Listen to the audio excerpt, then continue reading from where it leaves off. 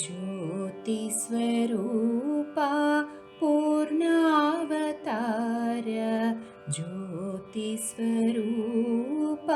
पूर्णावतार पावकोज्ज्वल रमणीश्वर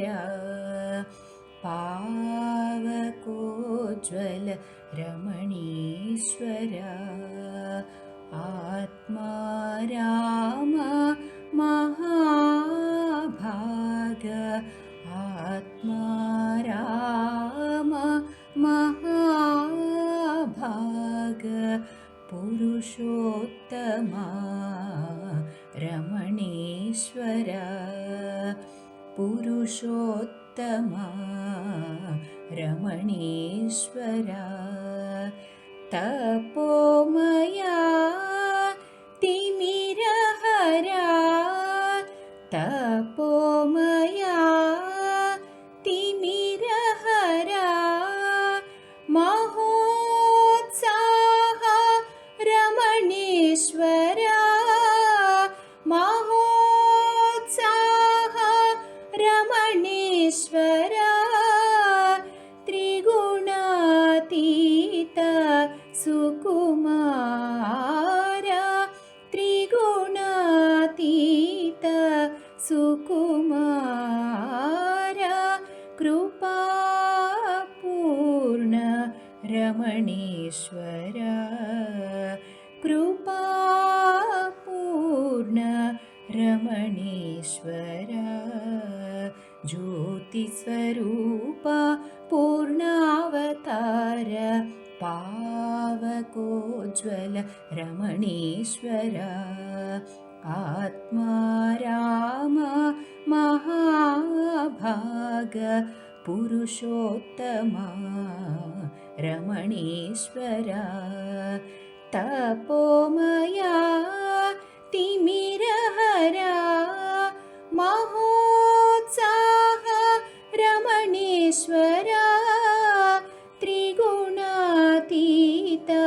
सुकुमार कृपापूर्ण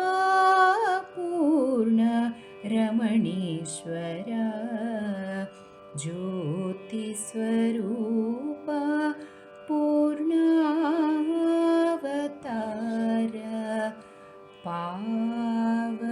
पावकोज्ज्वल रमणीश्वर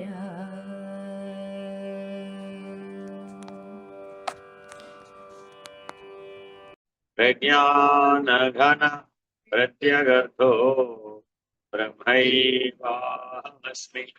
अहं पदार्थरहितः सदाशिवसमारम्भा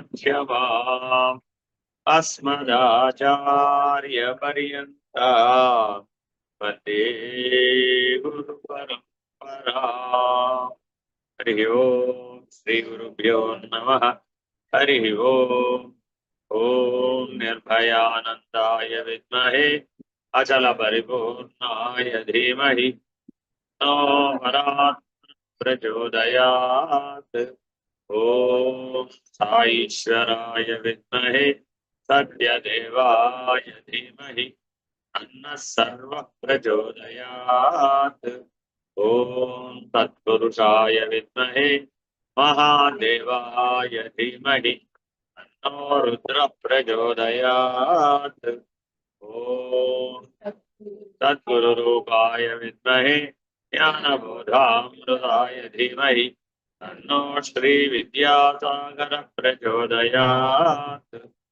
ओम स्वात्मानन्दाय विद्महे अचलपरिपूर्णानन्दाय धीमहि तन्नो देशिकेन्द्र प्रचोदयात् हरि ओम श्री गुरुभ्यो नमः हरि ओम नारायण नारायण ప్రేమ దర్శనం అనేది నారద భక్తి సూత్రాలను మనం అధ్యయనం చేస్తున్నాం.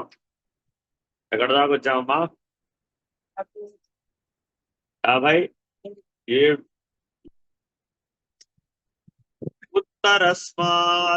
उत्तरस्मात् पूर्वपूर्वा श्रेयाय भवति ఒకే మాటలను రెండు సార్లు వేశారు. వేదాంతంలో పునశ్చరణ పునరావృత్తి దోషం లేదు. 2 సార్లు వేయడంలో ఒక విశేషమైనటువంటి సూత్రం ఇమిడి ఉండదు అనమాట. ఎక్కడైనా 2 సార్లు చెప్పామంటే 3 సార్లు చెప్పామంటే దానికి ఒక లక్షణం ఉంటుంది. ఒక లక్షణాన్ని చెప్పాలనుకున్నప్పుడు 2 సార్లు చెప్పు. ఒక నిర్ణయాన్ని చెప్పాలనుకున్నప్పుడు 3 సార్లు చెప్పు. ఒక ఉపదేశంగా చెప్పాలనుకున్నప్పుడు ఒకసారి చెప్పు. దాన్ని బట్టి తెలుసుకోవాలి. ఏదైనా ఒకసారి చెప్పామనుకోండి అది ఉపదేశం, 2 సార్లు చెప్పామనుకోండి అది లక్షణం, 3 సార్లు చెప్పామనుకోండి నిర్ణయం. మనం రోజువారీ ఏం చెప్తున్నాం ప్రార్థనలో? ఓం శాంతి శాంతి శాంతి 3 సార్లు చెప్పామా లేదా? అంటే ఏమిటి? నిర్ణయం. అదే 2 సార్లు చెప్పాం అప్పుడు లక్షణం, ఓసారి చెప్పాం అప్పుడు ఉపదేశం. ఏమంటే ఇక్కడ కూడా 2 సార్లు చెప్తున్నాం. ఉత్తరస్మాత్ పూర్వ శ్రేయాయ భవతి. క్రమముగా ఉత్తరోత్తరముగా నుండి భక్తి కంటే పూర్వ భక్తి శ్రేయస్కరమై ఉన్నది. భక్తికి ఉత్తరోత్తర లక్షణం, అపూర్వ లక్షణం అని 2 లక్షణాలు ఉన్నాయట. భక్తికే కాదు జ్ఞానానికి కూడా. ఏదైనా మీకు చెప్పాలండి, మీ పూర్వం ఏమిటో తెలుసుకోకుండా చెప్తే ప్రయోజనం ఉందా? అందుకని మొదటి ఎక్కడ మొదలు పెడతాం? అమ్మ పూర్వం ఏమైనా నేర్చుకున్నారా? పూర్వం ఏమైనా గురువు దగ్గరికి వెళ్ళారా? సాంప్రదాయిక విద్యా విధానం ఉందా? ఉపదేశం ఉందా? ఎక్కడ దాకా వచ్చింది పరిణామం? ఏమైనా ఉపయోగపడిందా? ఇలాంటి బేసిక్ ఇంటర్వ్యూ చేయాలా ఉందా? అది పూర్వం. సరే, అపూర్వం పూర్వం మరి దానివల్ల ఏమైనా పరమాత్మ స్థితి లభించిందా? పరబ్రహ్మస్థితి లభించిందా? ఆత్మస్థితి లభించిందా? ఏమైనా నిర్ణయం అయిందా? ఇవేమి అడగలేదండి. ఉత్తరోత్తరం. తర్వాత అయ్యేదంతా నేను చూసుకుంటాలి, ఆ తర్వాత అయ్యేది అంతకంటే నేను చూసుకుంటాలి, అంతా నేను చూసుకుంటాలి. ఏమీ తెలియకుండా ఎవడు చూసుకుంటావు? ఇలాగా బ్లాంకెట్ ఐడియాస్ ఏవి వర్కౌట్. సార్వజనీనం అంటాం వీడు. ఏమండి దేశమంతా పచ్చగా ఉంది, బ్రహ్మాండం అంతా ప్రశాంతంగా ఉంది, ఎలా తెలుసు నీకు? ఏం పరిశోధన లేకుండా, ఏం అన్వేషణ లేకుండా చెప్పేవన్నమాట. అర్థమైందండి? కాబట్టి ఆ మాట అంటున్నాడు ఇక్కడ క్రిందటి స్తోత్రమునందు గౌణ భక్తిని గురించి తెలిపి ఉన్నారు. గౌణ భక్తి అంటే ఏంటి? గుణధర్మంతో భక్తిని అనే లక్షణాన్ని కలిగి ఉంది. సాత్విక లక్షణంలో సాత్విక భక్తి, రాజసిక లక్షణంలో రాజసిక భక్తి, తామసిక లక్షణంలో తామసిక భక్తి. ఒక ఆయనకి బాగా ఒక ఆయన మీద ప్రతీకారం తీర్చుకోవాలని బలంగా ఉంది. 10 ఏళ్ల నుంచి ఛాయశక్తిలా ప్రయత్నించాడు. 3 సార్లు. ఏం చేయాలి మరి అప్పుడు? కానీ లోపల ఆ ప్రతీకార ఇచ్ఛ పోలేదు, ఆ శత్రుత్వం పోలేదు, నిరంతరం దహించి వేస్తుంది. ఏం చేయాలి మరి? ఏం చేయాలి? వాస్తవానికి మీరు భాగవతంలో ఒక కథ చూస్తే, కంసుడి కథ చూసామనుకోండి. ఈ కంసుడు వాస్తవానికి క్షత్రియుడు, యాదవుడు. క్షత్రియుడు కూడా కాదు, యాదవుడు. మధుర నేలేడు కదా. ఆ యాదవ వంశ రాజు ఉగ్రసేన మహారాజు దగ్గర రాజ్యం లాక్కున్నాడు ఈయన. ఆయనకు అన్ని లాక్కోవడం అనే లక్షణాలే. క్రమంగా ధర్మం ప్రకారం తీసుకోవడం, ధర్మం ప్రకారం పరిపాలించడం తెలియదు. ఎప్పుడైతే ఆయనలో కృష్ణుని యందు వ్యతిరేకత కలిగింది, ఆ అశరీరవాణి చెప్పింది కదా, అష్టమ గర్భముని మృత్యు అని చెప్పింది. ఇంకా అప్పటి నుంచి అదే పని మీద ఉన్నాడు. ఇప్పుడు రాజ్య పరిపాలన ప్రధానమైందా, పిల్లల్ని వేసేయడం ప్రధానమైందా అంటే పిల్లల్ని వేసేయడం ప్రధానమైంది. అప్పుడు మరి ఆ ధర్మం చేయడం మొదలవల. ఎంతగా చేసాడయ్యా? పూతనను పంపించి నవజాత శిశువులు ఎవ్వరు ఈ రాజ్యంలో ఉండడానికి వీలేదని ఒక దెబ్బకు మొత్తం నవజాత శిశువులందరినీ చంపించేసాడు. అంటే పరమాత్మ ఎంత ఛాన్స్ ఇచ్చాడు ఇప్పుడు? తనకంటే ముందు పుట్టినటువంటి 7గురిని వేసేసాడు, జైల్లో ఉంచాడు, జైల్లో పుట్టాడు. పరమాత్మ ఎంత దూరం ఆలోచించాడయ్యా అంటే ఎప్పటికైనా వీడు మారతాడేమో అని ఛాన్స్ ఇస్తాడు. వీడేం చేశాడు?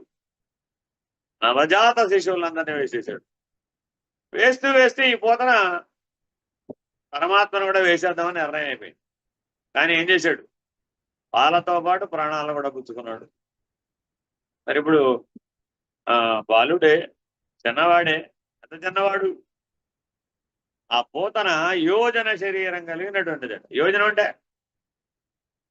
అంటే కిలోమీటర్ల పొడవుందట దాని శరీరం. అంత శరీరం కలిగిన ఆవిడ ఆ మొదలు విరిగిన చెట్టులాగా పడిపోయింది. అంత పెద్ద శరీరం మీద మధ్యలో కూర్చుని ఈయన పిల్లవాడు హాయిగా ఆడు. ఇప్పుడు ఆయనే చెప్పాడట, చూసిన వాళ్ళు చెప్తున్నారు, ఏమనమ్మా మీ పిల్లవాడు పాలు తాగాడు, ఆవిడ పోయింది అంతే. యశోదాదేవి వచ్చి, మీ అబ్బాయి సాక్షాత్, మా అబ్బాయి ఎంత ఉన్నాడు అక్కడ, చిటికిన వేలంత ఉన్నాడు, దాని చిటికిన వేలంత లేడు. అదేమో కిలోమీటర్ల పొడుగు ఉంటే అంత పెద్ద రాక్షసుని మా అబ్బాయి నమ్మాడు. నేనమ్మను, నమ్మిన ముందు ఆ పిల్లని తీసుకున్నా. రక్షలు పెట్టించారు, ఏదో భూతాలపై మాంత్రికులను పిలిచారు, భూత వైద్యం చేయించారు. ఎవరికి? పరమాత్మ. ఇప్పుడు ఏం చెప్పాలి దీనికి ఏమని పేరు పెట్టాలి? ఆలోచించి చూడండి. ఇలా భాగవతంలో మీరు కృష్ణలీలలు చూస్తే ఒక్కొక్క సందర్భంలో ఒక్కొక్కటి ఇలా పరమాత్మ మీద విశేషమైనటువంటి వల్లమాలిన అభిమానంతో పరమాత్మని సామాన్య జీవుడి కంటే తక్కువ తెలుస్తారు. మనం కూడా అంతే. కాబట్టి అదంతా గౌణ భక్తి. ఈ సమస్య అంతా గౌణ భక్తిలో ఉంది. ఎందుకని?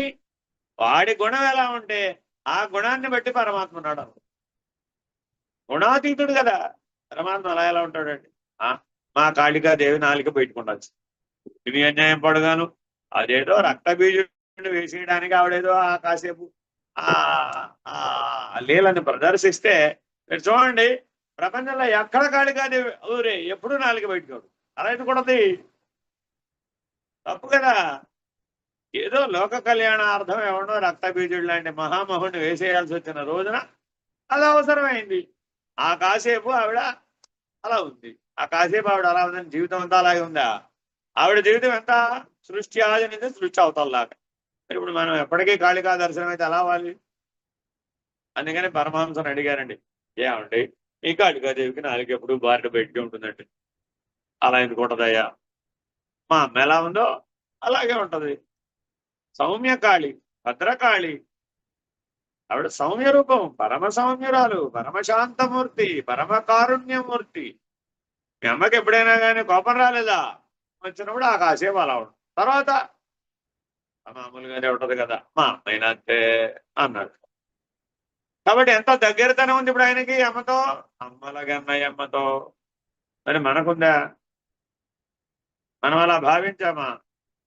భావిస్తే భక్తి గుర్తుపెట్టుకోవాలండి.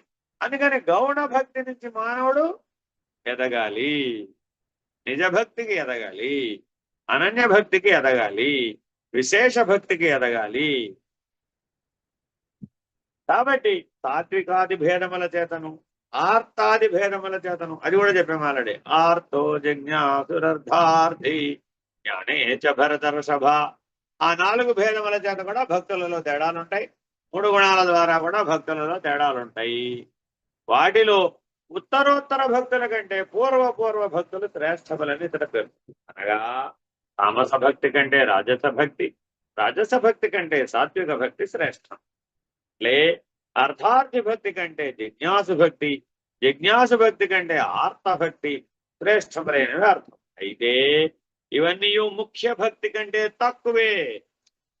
నిజ భక్తి కంటే, ముఖ్య భక్తి కంటే, అనన్య భక్తి కంటే, ఏదైతే జ్ఞాన రూపమైన భక్తి అయి ఉన్నదో దానికంటే ఇవన్నీ తక్కువే. వివేకవంతుడగు వాడు ముఖ్య భక్తిని ఆశ్రయించి అనన్య భావముతో భగవానుని సేవించుతూ, భజించుతూ, ధ్యానించుతూ జీవితమును దైవమయముగాను ఆనందమయముగాను అనర్చుకొనవలెను.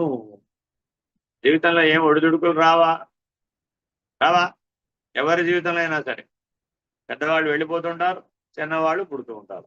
చిన్నవాళ్ళు పుడితే ఆనందించి గంతులేస్తావు, పెద్దవాళ్ళు వెళ్ళిపోతే దుఃఖపడుతుంది. నీకే దుఃఖాలు వస్తాయి, నీకే అనారోగ్యం వస్తాయి. అంటే జన్మ, జరా, వ్యాధి, మరణములు దేహధర్మములు కదా. అది దేహం అన్న వారందరికీ సృష్టి అనుసారం జరగవలసిందే కదా. పంచభౌతిక దేహం ఎప్పటికైనా పంచభూతాలలో కలిసిపోవలసిందే కదా. ఆ నియమాన్ని అనుసరించి జన్మ, జరా, వ్యాధి, మరణములు కలుగుతున్నవి కదా అని ఉదాసీనుడవై ఉపేక్షించి అపేక్ష లేక ఉన్నావా? ఉంటే ఈ 3 గుణాల ప్రభావాలు. అలా ఉండకపోతే ఏమిటైంది? నాకే ఎందుకు జరగాలి, నేనే ఎందుకు అవ్వాలి, నా వాళ్ళకే ఎందుకు అవ్వాలి, నీ వాళ్ళకే ఎందుకు అవ్వాలి, అన్ని భేదభావములు వచ్చేస్తాయి. నా భక్తి అంతా ఏమైపోయింది, నా ఆరాధన అంతా ఏమైపోయింది, ఈశ్వరుడికి ఎన్నిసార్లు 1,00,000 బిల్వార్త చేశాను, ఈశ్వరుడికి ఎన్నిసార్లు అభిషేకం చేశాను, ఎన్నిసార్లు కొండకెళ్ళి గుండు కొట్టించుకున్నాను, ఇవన్నీ గుర్తుకొస్తాయి. ఇవన్నీ ఏమిటి? గౌణ భక్తి. మరి గౌణ భక్తి వల్ల జ్ఞానం వస్తుందా? రాదు కదా, కర్మానుభవం వస్తుంది. కాబట్టి ఇందాకే చెప్పాను, కర్మానుభవం ద్వారా నేర్పే ఆవిడెవరు? అమ్మవారు. ఏంటంటే ఈశ్వరుడు ఎలా నేర్పుతాడు? సాధన ద్వారా నేర్పుతాడు, అంతర్ముఖంలో నేర్పుతాడు. అమ్మవారి అంతర్ముఖానికి ఆవిడకి సంబంధంలా. అక్కడ దాకా వస్తే ఇవాళ దగ్గర పంపించేస్తుంది. మీరు కూడా చూసుకోండి, పిల్లవాడు బేసిక్ లెవెల్ 8 ఏళ్ళు 10 ఏళ్ల వరకు మీరు చూస్తారు. ఆ తర్వాత వాడు పెద్ద పెద్ద ప్రశ్నలు వేయడం మొదలు పెడతాడు. అబ్బో నీకు తెలియదాంటి పెరిగిపోయినారు అని వినాలేరువో అంటుంది.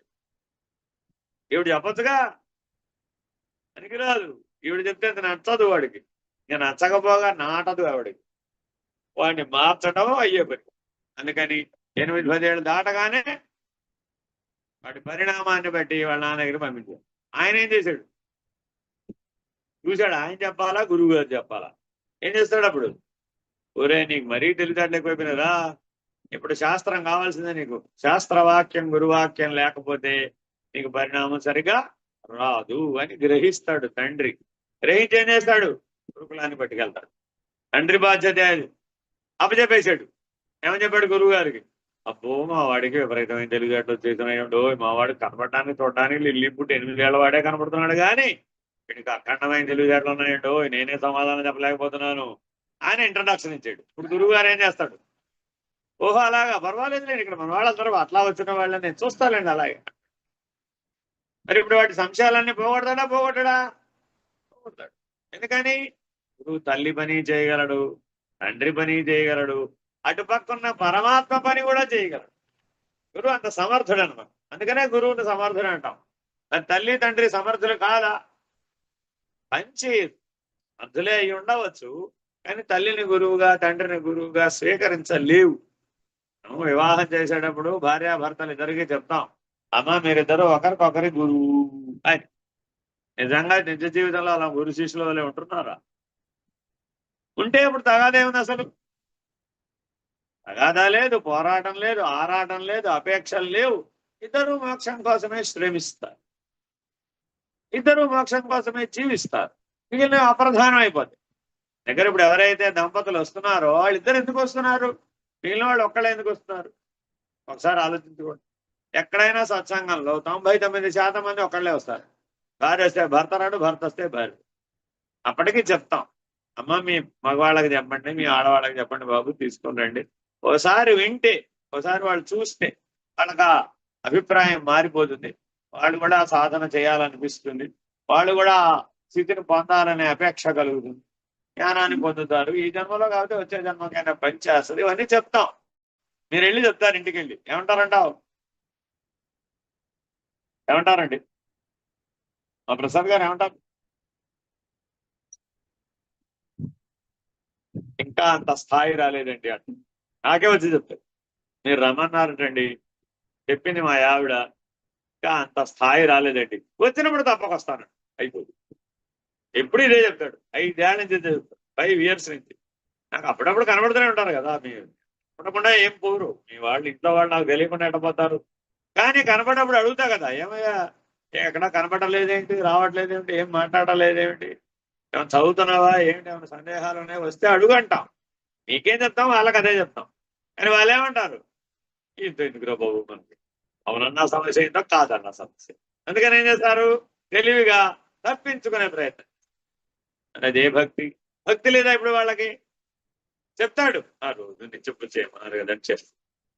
మనం మానేశాను కానీ ఇప్పుడు మళ్ళా చేస్తాం అంటు. మంచిది మంచిది చెయ్యి, మానకుండా చెయ్యి. మరి ఇప్పుడు ఆ గౌణ భక్తిని కొనసాగించాలవుతా యాలి. ముఖ్య భక్తి అనే స్థితికి ఎదిగే వరకు ఆచరించవలసిందే. అందుకని ఆర్తభక్తిని తక్కువని అంచనా వేయకూడదు. ఆర్తభక్తే జ్ఞానినిగా మారుస్తుంది. అర్థార్థి ముందేమవుతాడు? జిజ్ఞాసు అవుతాడు. జిజ్ఞాసు ఆర్తుడు అవుతాడు. ఆర్తుడు జ్ఞానవుతాడు. ఆ పరిణామం వచ్చేదాకా ఓర్పు పట్టాలి. అమ్మవారి దగ్గర ట్రైనింగ్ తీసుకోవాలి. అమ్మవారంటే ఎవరు? అమ్మవారంటే ఎవరు? జగత్తు. ఈ జగత్తే అమ్మవారు. కాబట్టి చాలా జాగ్రత్తగా జగత్తుని అమ్మలన్నయమ్మగా చూడటాన్ని నేర్చుకో. అది పచ్చిమిరపకాయ బజ్జీ పునుగులు కాదు, వడలు గారెలు అప్పాలు కాదు. మనకు ఎలా కనబడుతుంది? ఎలా కనబడుతుంది? ఒరే బాబా, అది అమ్మలగన్నయమ్మ, అది దైవం, అది జగత్ కాదు. ఈ దృష్టిని అలవాటు చేసుకో. అప్పుడు ఎదుగుతావు, మెచ్యూరిటీ వస్తుంది, పరిణామం వస్తుంది, పరిపక్వత వస్తుంది. అప్పుడు అమ్మవారు రికమెండ్ చేస్తుంది. ఎవరికి? అయ్యవారు. వీడు అవుట్డోర్ గేమ్స్ అన్ని అయిపోయినాయండి, ఇండోర్ గేమ్స్ లోకి వచ్చాడు, కాస్త వీడికి ఇండోర్ గేమ్స్ లో ట్రైనింగ్ ఇవ్వండి అని చెప్పి. అంటే ఏమిటి? బహిర్ముఖ జీవనం అయిపోయింది, ఆసక్తి లేదు, ఇంకేం చేయాలి, నేనేం చేయనండి అంటాడు. కర్మ ఫల త్యాగం చేస్తాడు, క్రమముగా కర్మ త్యాగం కూడా చేస్తాడు బంధ విముక్తి కోసం. కానీ మోహం పోకుండా బంధ విముక్తి వస్తుందా? రాదు. నిర్మోహివి కాక వీలుగా. పురసూత్రాల్లో ఇవన్నీ చెప్పేసామంటే ఆల్రెడీ, మళ్ళా ఊరికే గుర్తు చేస్తున్నా మీకు. ఈశ్వరుడి దగ్గరికి వెళ్ళగానే ఇవే కౌంట్ అవుతాయి. అక్కడ ఏనాయనా ఎక్కడ ఏం ఆడొచ్చావు అని అడుగుతాం. అప్పుడేం చెప్తావు? ఏదో ఫుట్బాల్ ఆడానండి, క్రికెట్ ఆడానండి, వాలీబాల్ ఆడానండి, లేకపోతే నెట్ బాల్ ఆడానండి, ఇవన్నీ చెప్తావు. అవన్నీ ఇక్కడ ఏమన్నావు నాయన, చేస్తూ ఒకటే ఉంటుంది అక్కడ అంటాం. మరి ఇప్పుడు ఫుట్బాల్ ఆడేవాడిని తీసుకొచ్చి చెస్లో పెట్టే, కాయలు కూడా ఫుట్బాల్ ఆడతానంటే కుదురుతుందా? చెస్లో అక్కడేముంది, ఇక్కడ చేస్తానంటే కుదురుతుందా? కాబట్టి బహిర్ముఖంలో చేసిన అంతర్ముఖంలో పొరగాదు. మీరు అదే పని సమాధి నిష్టలో చేస్తానంటే వీలవదు. అదే పని ధ్యానం చేస్తూ చేస్తానంటే వీలవదు. కాబట్టి ఆంతరిక సాధన అనగా ఏమి? అష్టాంగ యోగంలో స్పష్టంగా చెప్పేశాడు. యమ నియమ ఆసన ప్రాణాయామములు బహిరంగ సాధనలు, అవుట్డోర్ గేమ్స్. మరి ఇండోర్ గేమ్స్ ఏంటండి? ప్రత్యాహార ధ్యాన ధారణ సమాధి సాక్షాత్కారములే ఇండోర్. మరి మారాల వద్దా? మనం ఇప్పుడు ఎక్కడ ఆగిపోతున్నాం? యమ నియమ ఆసన ప్రాణాయామం దగ్గరే ఎవరైనా ఆగిపోతుంది. చూసుకోండి, మీరు కావాల్సి వస్తుంది. రాగానే ఏమడుతాం? ఏమమ్మా 3 గంటలు స్థిరంగా కూర్చోవడం వచ్చిందా? కూర్చున్నాను కానివ్వండి, 3 గంటలు రావటం ఎప్పటికొస్తుందమ్మా? నా ప్రయత్నం నేను చేస్తాను. అబ్బా, ఏం చెప్పాలి? అయినట్ట అవనండి. అమ్మవారు ఏం రికమెండేషన్ ఇవ్వాలండి? పంపించేటప్పుడు రికమెండేషన్ ఇవ్వాలి కదా. వీడికి ఆసన సిద్ధి కలిగింది, రికమెండేషన్ ఏమని చెప్తాం? వీటిని సాధించేటండి అని చెప్పాలి. అక్కడ చెప్తేనే కదా అడ్మిషన్ ఇచ్చేది. ఓని అమ్మా సమ ప్రాణాయామం చేయమన్నాం కదా, 24 గంటలు సమ ప్రాణాయామం చేయడం వచ్చిందా?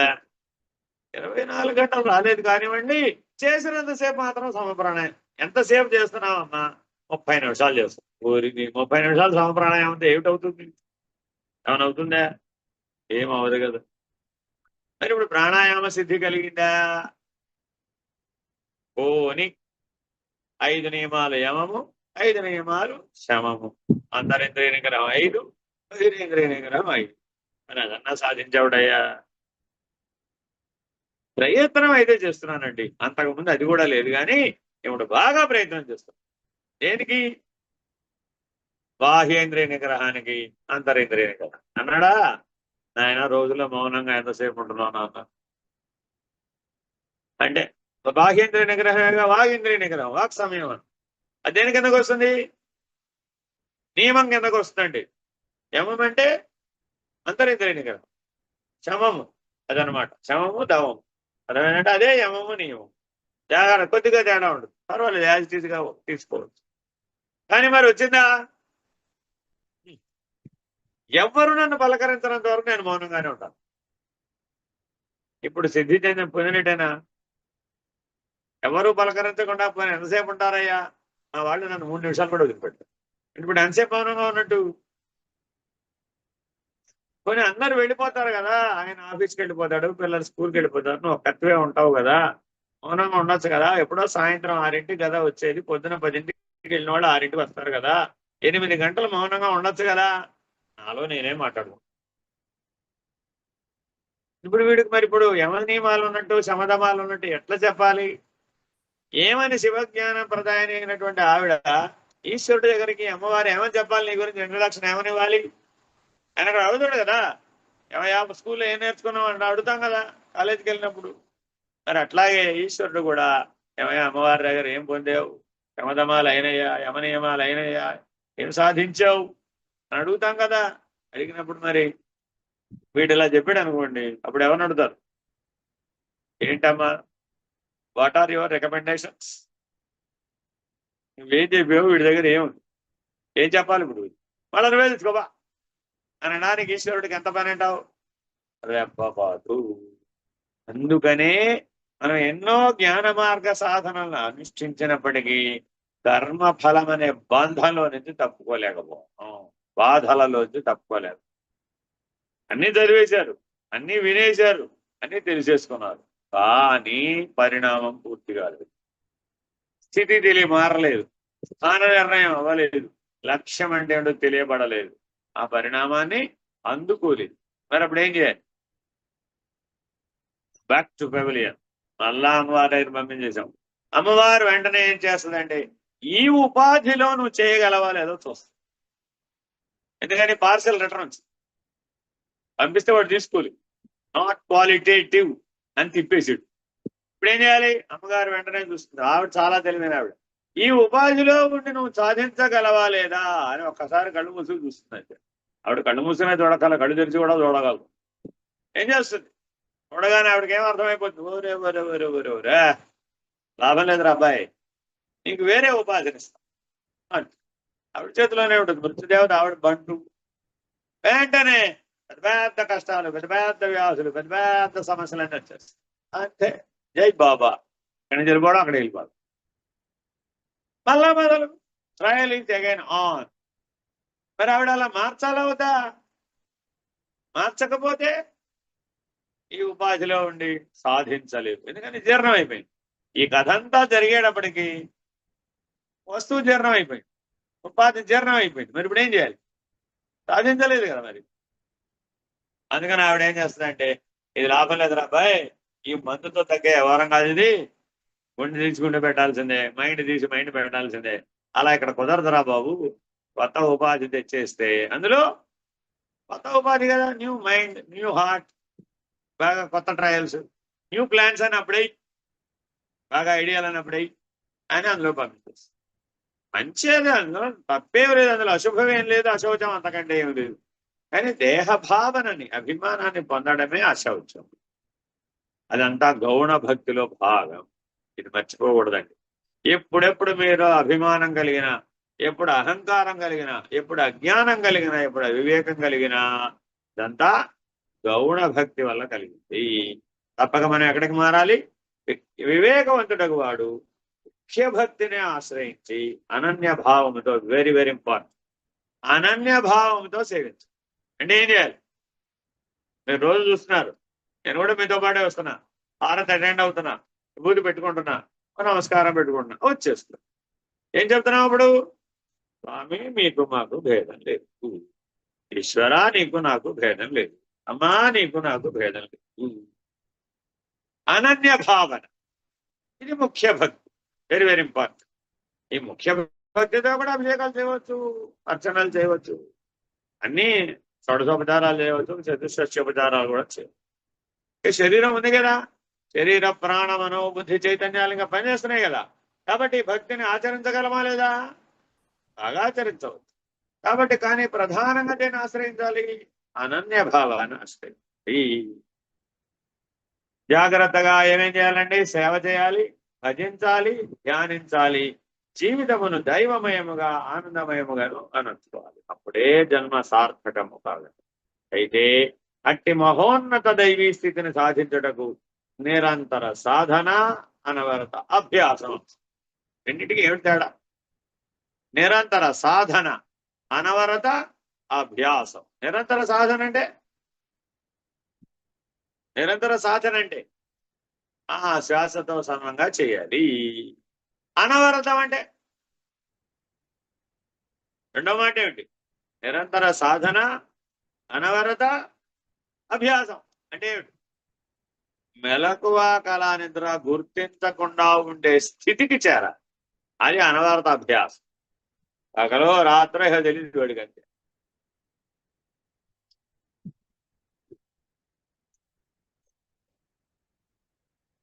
దానికి ఉదాహరణ చెప్పు. ఒక ఆయనకి హార్ట్ ఆపరేషన్ చేయవలసి వచ్చింది. పేషెంట్కి చెప్పాలా వద్దా? చెప్పాలా? ఆయనకి ఎందుకంటే చెప్పడం, పక్క వాళ్ళకి చెప్తే చాలా తెలీదంట ఆయనకి. ఆపరేషన్ చేసేటప్పుడు ఏం తెలుస్తుంది కదా, డాక్టర్ చెప్తాడు కదా. చెప్పి ఏం చేస్తాడు, don't worry, I'm here, I will take care. నీ గుండె ప్రస్తుతం కోసేస్తాం అంట. గుండె కోసేస్తున్నాం అనగానే రెండోసారి హార్ట్ అటాక్ వస్తాం. అలాగే ఒకసారి హార్ట్ అటాక్ వచ్చింది, అమ్మో నా గుండె కోసేస్తున్నారా అనే భయంతో.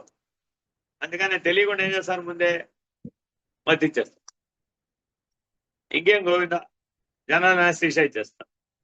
ఈ జనరల్ అనస్థీషియా ఇచ్చిన ఆయన 2-3 రోజులు ఆ మత్తు ప్రభావంలో ఉంటాడు.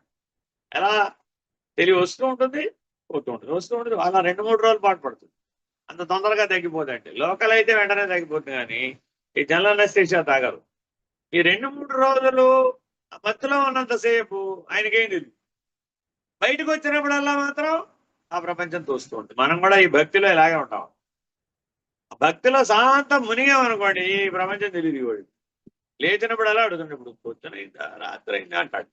పేషెంట్ ఒకటే అడుగుతాడు, పగల రాత్రి అంటే ఇప్పుడు టైము ఏ సోమవారం మంగళవారం ఈ 3 ప్రశ్నలు అడిగినప్పుడు మత్తు వచ్చేస్తుంది. మళ్ళా పడుకు, మళ్ళా లేస్తాడు, మళ్ళీ ఏమడుతాడు, మరో ప్రశ్నల ఆన్సర్ లేదు కదా, లోపల అవే తిరుగుతూ ఉంటాయి. అవే పొద్దున సాయంత్రం మళ్ళీ అవే ప్రశ్న అడుగుతాడండి. వీడు ఆన్సర్ ఇచ్చే లోపల మళ్ళీ మత్తు. ఈ 3 రోజులు కూడా ఇంతే. వీళ్ళకి అర్థం కాదు.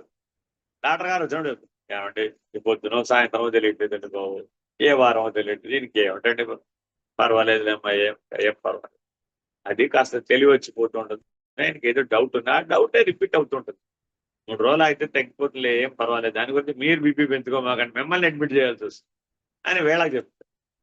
కానీ మరి వీళ్ళకి విన్నప్పుడు 3 రోజుల పాటు వినేటప్పటికి డౌట్ వచ్చేలేదు, ఉన్న మైండ్ ఉందా పోయిందా. హార్ట్కి ఆపరేషన్ చేస్తే మైండ్కి ఏమైంది, మైండ్ పోయిందేమిటి అనుకోండి. ఆ పరిజ్ఞానం లేదుగా. అలాగే ఆ ముఖ్య భక్తిని ఆచరించేటప్పుడు, అనన్య భావంతో ఆచరించేటప్పుడు ఈ జగద్భావన తొలగిపోతుంది, జీవభావన కూడా తొలగిపోతుంది, దైవీ భావన నిశ్చయమైపోతుంది. కానీ మధ్య మధ్యలో వస్తూ ఉంటుంది తెలివి. అర్థమైందండి? ఆ దైవం ఉన్నంత స్థితిలో ఉన్నా కూడా మధ్య మధ్యలో తెలివి వచ్చినప్పుడు, నేను కూర తింటున్నానంటవా, పప్పు తింటున్నానంటవా, ఏం తింటున్నా నేను అంటాడు. గురే ఆల్రెడీ భోజనం చేసేస్తున్నాడు, అప్పటికే తినేశాడు కూడా, నేనేం తిన్నాను అని అడుగుతాడు. వడ్డించిన వాడికి ఏమనిపిస్తుంది, వీడికి ఏదో తేడా అయిపోయిందిరా బాబోయ్ అనుకో. తేడా ఏమవ్వలేదు. ఏమైంది, అతోన్నతమైన స్థితికి చేరుకున్నాడు, బాహ్య స్ఫురణ లేని స్థితికి చేరుకున్నాడు, నిర్వికల్ప సమాధి నిష్టకి చేరుకున్నాడు, ఏ గ్రహింపు లేని స్థితికి చేరుకున్నాడు, ఏ స్పృహ లేని స్థితికి చేరుకున్నాడు, త్రిపుటిని అధిగమించి గుణాతీతంగా ఉన్నాడు. ఏ ఇష్టాయిష్టములు, ఏ ప్రియాప్రియములు, ఏ ద్వంద్వములు లేవు వాడికి. ఈ ద్వంద్వాలను దాటం చాలా చిన్న విషయమేం కాదు. ఎంతో శ్రమ చేస్తే గాని దాన్ని అధిగమించు. మరి ద్వంద్వాతీతుడైన వాడు దైవానుభూతిని పొందుతాడు కదా, మరి దైవమయంగా జీవిస్తాడు కదా. మరి వాడికప్పుడు ఇది మృణ్మయం కాదు. మామూలుగా జగత్ ఏమిటండి, మృణ్మయం, మడితో తయారై జడవస్తు. అని వాడికి అది చిన్మయము. మృణ్మయము, చిన్మయము, తన్మయము. Next level. అమ్మవారి దగ్గర నీకేం ట్రైనింగ్ ఇస్తున్నాయా నాయనా, ఈ జగత్ అంతా, సకల జీవరాశి అంతా, బ్రహ్మాండమంతా చిన్మయమే అనే నిర్ణయాన్ని ఇచ్చేది అమ్మలగానయ్యమ్మ. అది ఆవిడ ట్రైనింగ్. మరి అంతకుముందు జగత్ ఏం ట్రైనింగ్ ఇస్తుంది? ఆల్రెడీ మనకు శరీరం ఉంది కదా, అది కూడా జగత్తులో భావమే కదా. మనకు జీవం ఉంది కదా, అది కూడా భావమే. ఈ జీవము అయిన కూడినటువంటి ఈ శరీరం చిజ్జడ గ్రంథి మనకి ఇదంతా మృణ్మయము అనే భావన ఇస్తుంది. ఇదంతా పదార్థ భావన. పదార్థం పదార్థం పదార్థం, ఎటు చూసిన పదార్థమే, ఎటు చూసిన వస్తువే. వస్తుమయం జగత్ అని మన శరీరం జీవభావం తెలియదు. అక్కడి నుంచి ఎదిగి సాధన చేస్తే చిన్మయం. అంతర్ముఖంలోకి చేరితే తన్మయం. తన్మయం అంటే తత్ప్లస్మయము, తన్మయం. ఆ తత్ప్లస్మయమైన తన్మయం అనేది శివజ్ఞానం వలన లభిస్తుంది. మరి అక్కడ దాకా నువ్వు వెళ్ళాలా వద్దా? మృణ్మయం దగ్గర ఆగిపోవాలా? ఎప్పటికప్పుడు మన జీవితం చూడండి, ఆవకాయ బెటర్ అంటావా, గోంగూర బెటర్ అంటావా? దగ్గర బండి ఆగిపోయింది అనుకోండి, అప్పుడు ఎక్కడ ఆగిపోయింది? మృణ్మయం పదార్థమయం దగ్గరే ఆగిపోయింది. చాలా జాగ్రత్తగా గుర్తుపెట్టుకోవాలండి. ఎందుకనంటే వృద్ధాప్యం వచ్చేస్తుంది, కానీ ఈ వస్తుమయ జగత్ భ్రాంతి విడిచిపెట్టదు. ఈ మూడు భ్రాంతులే. మృణ్మయము భ్రాంతే, చిన్మయము భ్రాంతే, తన్మయము కూడా భ్రాంతే. అదెవరు చెప్తారు? అవతల పరబ్రహ్మము, బ్రహ్మం ఉందన్నమాట, నేను అవతల. వాళ్ళు వస్తారు, వాళ్ళు ఏం చెప్తారు? అంతా బ్రహ్మమయమయ్యా బాబు. అలా మృణ్మయం, చిన్మయం, తన్మయం అంటావేమిటి? ఇదంతా బ్రహ్మమయం అంటాడు బ్రహ్మం. మరి కాదా? కాబట్టి ఉన్నదంతా ఏమిటి? ఇది ఉన్నది ఇదే, ఈ ఉన్నది నీకు ఎలా కనపడుతుంది అనే దృగ్దృశ్య వివేకం ద్వారా నీ యొక్క స్థితిని అంచనా వేస్తాడు. ఆయన కనబడేదంతా ఏమి? ఒక ఆయన ఏమన్నాడు అంటే, అందరూ సప్తధాతు నిర్మిత శరీరాలు, అంతా పదార్థమే, అంతా ఎటు చూసినా కూడా పీరియాడిక్ టేబుల్లో ఉన్నటువంటి 121 ఎలిమెంట్సే. భవిష్యత్తులో ఇంకా యాడ్ అవుతాయి. అంతా ఏముందండి? ఎలిమెంట్స్, కాంపౌండ్స్, మిక్స్చర్స్, వేరే అంతకుమించి అన్నాడు. తప్పేనా? కరెక్టే, సత్యమే పదార్థ దృష్టితో. అదే ప్రకాశ దృష్టితో చూసాం, అప్పుడేమైంది? చిన్మయం.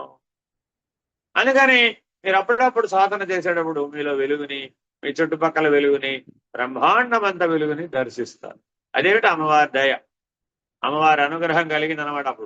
అప్పుడు చిన్మయమైనటువంటి జగత్తు కనబడు, అంతా ప్రకాశమయంగా ఉంటుంది. నెక్స్ట్ లెవెల్ తన్మయం, శివజ్ఞానాన్ని పొందాడు. తత్ప్లస్మయం, అంతా తత్పదార్థమే, అసలు త్వపదార్థమే లేదు, అదంతా తత్తే అనేటువంటి జ్ఞానం కలిగింది. అటువంటి ఆ జ్ఞాన దృష్టితో అంతా కూడా ద్రష్టగా ఉన్నాడు. ఆ ద్రష్టగా ఉన్నవాడికి తత్స్వరూపమే, తత్పద దర్శనమే. ఆయన ఏం చేశాడు? ఇప్పుడు అయిపోయింది బాబు, నా ట్రైనింగ్ అయిపోయింది, నిర్ణయం అయిపోయింది, పోదలేవా అని గేంటేస్తాడు, నెట్టేస్తాడు, అధిగమింపచేస్తాడు. అప్పుడేమైపోయావు? బ్రహ్మమయం. ఈ మూడు అనుభవాలు పూర్తి కాకుండా అదంతా బ్రహ్మమని ఎన్నిసార్లు చదివినా నిర్ణయం అవుతుందా? అయమాత్మ బ్రహ్మ అని రోజు జపం చేసేయండి, వస్తుందంటావా? ఎందుకని? ఏది మృణ్మయమో, ఏది చిన్మయమో, ఏది తన్మయమో నిర్ణయం అవ్వాలి. అది దృశ్య వివేకం ద్వారానే అవ్వాలి. అలా అయినటువంటి వాడికి పరబ్రహ్మం అనే నిర్ణయాన్ని, దృగ్రహిత నిర్ణయాన్ని తెలియచెప్పడానికి వీలు. దృగ్బ్రహ్మం అన్నవాడికే దృగ్రహిత నిర్ణయం. దృగ్బ్రహ్మ దృశ్యం మాయేతి సర్వ వేదాంత డిండిమ. ఎంత వేదాంతం చదివినా తిరిగి తిరిగి తిరిగి తిరిగి తిరిగి అక్కడికి రావాల్సింది. ఎన్ని సాధనలు చేసినా, ఎంతమంది స్వామీజీల దగ్గరికి వెళ్ళినా, ఎంతమంది బాబాల దగ్గరికి వెళ్ళినా, ఎన్ని ఆశ్రమాలకు వెళ్ళినా, ఎన్ని ఆలయాలకు వెళ్ళినా, what is your final statement అని శంకరాచార్య లాంటి వాళ్ళని అడిగి, ఏమండి ఏమిటో నా బుర్ర బదలైపడేట్టుగా ఏమిటేమిటో చేస్తున్నాడు, వాట్ ఈజ్ ఫైనల్ వన్? దృగ్బ్రహ్మ దృశ్యం మాయేతి సర్వ వేదాంత డిండిమః బ్రహ్మ సత్యం జగన్మిథ్యా జీవో బ్రహ్మైవ నాపరః ఇదమేవ తు సత్శాస్త్రం ఇది వేదాంత డిండిమః. ఏమంటే నేను 1000 శాస్త్రాలు చదివాను, ఏకంగా విశ్వవిద్యాలయంలో ఉన్న శాస్త్రాలనే చదివేశాను, భూమండలంలో ఉన్న వేదాలని చదివేశాను, అన్ని దర్శనాలు చదివేశాను, ఏం తేల్చావయ్యా? అసత్యం జగన్మిథ్యా జీవో బ్రహ్మైవ నాపరః. ఎన్ని అధ్యయనాలు చేసినా what is your final word? ఇదే ఫైనల్, అంతే. ఇది సర్వవేదాంత డిండిమః.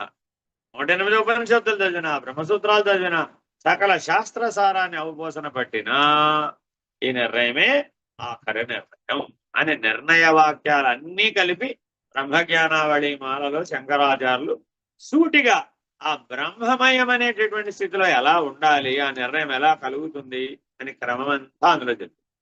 మరి డైరెక్ట్ గా బ్రహ్మజ్ఞానావళి మాలే చదివేసేచ్చు కదండి, ఈ కిందవన్నీ మాకెందుకండి? రోజు మా చేత అనవసరంగా ఆ స్తోత్రం అని, ఈ స్తోత్రం అని, ఆ పూజని, ఈ పూజని, ఆ అభిషేకం అని, ఈ అభిషేకం అని, రుద్రం చదవండి, అది చదవండి, ఇది చదవండి అంటారు ఎందుకండి? పంచసూక్తాలు చదవండి అంటారు ఎందుకండి? మా చేత డైరెక్ట్ గా బ్రహ్మజ్ఞానావళి మాలు చదివించేస్తే మేము డైరెక్ట్ గా బ్రహ్మమయం అయిపోతాం కదా. మేము డైరెక్ట్ గా పరబ్రహ్మమే అయిపోతాం కదా. అబ్బా అలాగే అందులో ఆ శక్తి ఉంది మరి. అందుకనే బ్రహ్మజ్ఞానావళి మాల మొదట్లోనే శంకర్లు అంటారు, సకృశ్రవణ మాత్రేణ, ఒక్కసారి వినినంతనే ఎవడికైతే ఇది కలిగిందో వాడే ధన్యుడు. మరి లేదా అందుబాటులో ప్రశాంతంగా ఒకసారి విను, లేదా ఒకసారి చదువు, నిర్ణయం అయిందో లేదు చూసుకో. అలా ఎవరికైతే నిర్ణయం అయిందో వాడికి పనిపిస్తుంది. ఇప్పుడు మనం ఎన్నిసార్లు చదువుంటాం? 3 సార్లు చదివేశాం, 3 సార్లు వినేశాం. ఏకంగా ఎన్ని గంటలు? 7:30 గంటల ఆడియో కూడా ఉందండి. విస్తారమైనటువంటి బోధ కూడా ఉంది. మరి విన్న వాళ్ళందరికీ బ్రహ్మమయం అనే నిర్ణయం కలిగినట్టేనా? ఎందుకని అవ్వలేదు? ఎందునో అవ్వలేదురా బాబు. తన్మయము, చిన్మయము, తన్మయము పూర్తి చేసుకోకుండా బ్రహ్మమయం అనే నిర్ణయానికి రాలేవు. వీళ్ళు వచ్చినా మళ్ళా కిందకెళ్ళి అన్ని రెడీ చేసుకురావస్తే. కాబట్టి 58వ సూత్రం చాలా ఇదే మాటలు చెప్తుందండి. అన్యస్మాత్ సౌలభ్యం భక్తౌ, ఇతర మార్గముల కంటే భక్తి మార్గము సులభమైంది. భగవత్ ప్రాప్తికి ధనముతో గాని, కులముతో గాని, అధికారముతో గాని ఏ నిమిత్తము లేదు. భగవంతునిపై పరిపూర్ణ విశ్వాసం ఉంచి ఆ పరాత్పరుని నిరంతరము స్మరించుతూ, భజించుతూ, ధ్యానించుతూ ఉండిన చాలు. కానీ తక్కిన మార్గముల కంటేను, ఇతర పద్ధతుల కంటేను భక్తి మార్గము, భక్తి పద్ధతి సులభతరమైనది. తస్యాహం సులభ పార్థ అని భగవద్గీతలో పరమాత్మ సూచించాడు. కాబట్టి అన్య మార్గములను చేపట్టుట కంటే భక్తి మార్గమును అనుసరించుట ఉత్తమము. భగవంతునిపై అచంచల విశ్వాసము కలవారై వ్యవహారమును ఆచరించుతున్నప్పుడు ఆ దేవదేవుని చిత్తమును నెలకొల్పి దైవభావము కలవారై సమస్త ప్రాణికోట్ల యందును ఆ దైవమునే వీక్షించుతూ దైవ భక్తిని లెస్సగా అభ్యసించవలెను. ఏం చెప్తున్నాడండి? సమస్త ప్రాణికోట్ల ఆ దైవాన్ని చూడు, అదిట అభ్యాసం. అంతటా దైవాన్ని దర్శించడం అనే అభ్యాసం చేస్తేనే ఆ భక్తి నిలబడుతుంది. దేవుడు వేరే కలడు అనేటటువంటి భ్రాంతి నీకున్నంత కాలం అది భక్తి కాదు. ఇది సులభతరమైన మార్గం. కాబట్టి జనులు ఈ భక్తి మార్గం అనుసరించి పరిపూర్ణ దైవ విశ్వాసము కలవారై భగవదనుగ్రహమును బడసి జన్మ సార్థకత నొందవలయును. ఇదిగో శ్రీ గురుభ్యో నమః. హరి ఓం. పూర్ణమద పూర్ణమిదం పూర్ణాత్ పూర్ణముదచ్యతే పూర్ణస్య పూర్ణమాదాయ పూర్ణమేవావశిష్యతే. ఓం తత్సత్. ఓం శాంతి శాంతి శాంతి. నారాయణ నారాయణ. आत्मज्योति नमो परमात्मज्योति नमो आत्मज्योति नमो परमात्मज्योति नमो अखंड ज्योति नमो मम जीवन ज्योति नमो अखंड ज्योति नमो मम जीवन ज्योति नमो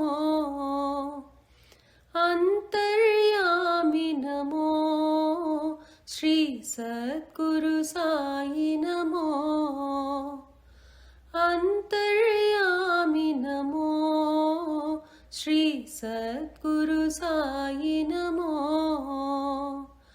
आत्मज्योति नमो परमात्मज्योति नमो आत्मज्योति नमो परमात्मज्योति नमो अखंड ज्योति नमो मम जीवन ज्योति नमो अखंड ज्योति नमो मम जीवन ज्योति नमो अंतर्यामि नमो श्री सद्गुरु साई नमो अंतर्यामि नमो श्री सद्गुरु साई नमो आत्मज्योति नमो